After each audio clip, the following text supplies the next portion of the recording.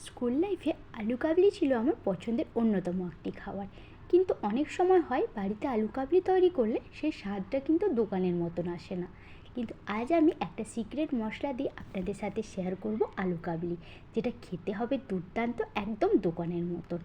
নমস্কার বন্ধুরা, আমি ঝিনুকের রান্নাঘরে আপনাদের সবাইকে স্বাগত। আজ আমি আপনাদের জন্য নিয়ে এসেছি দারুণ স্বাদের আলু কাবলি। বাচ্চা থেকে বড় সবাই ভালোবাসবে যদি আপনি এইভাবে আলু কাবলি একবার তৈরি করে পরিবেশন করেন।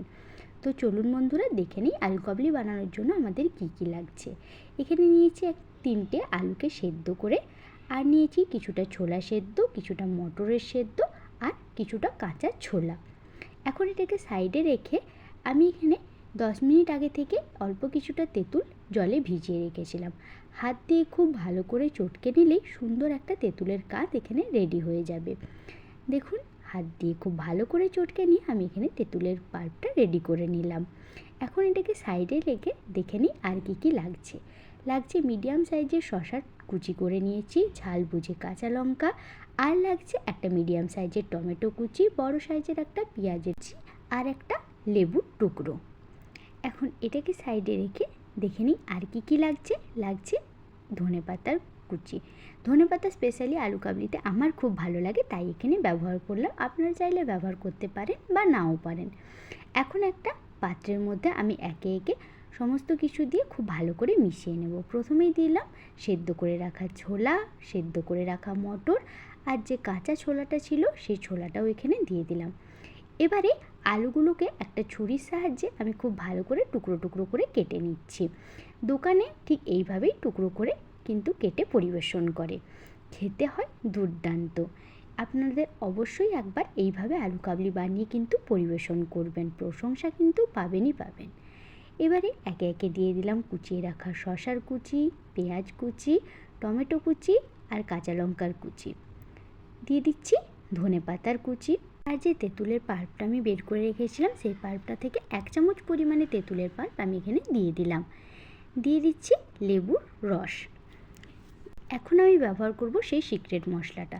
এই সিক্রেট মশলার মধ্যে আছে এক শুকনো খোলায় নেড়ে নেওয়া অল্প কিছুটা জিরে, অল্প কিছুটা ধনে, শুকনো লঙ্কা, এলাচ আর দারুচিনি।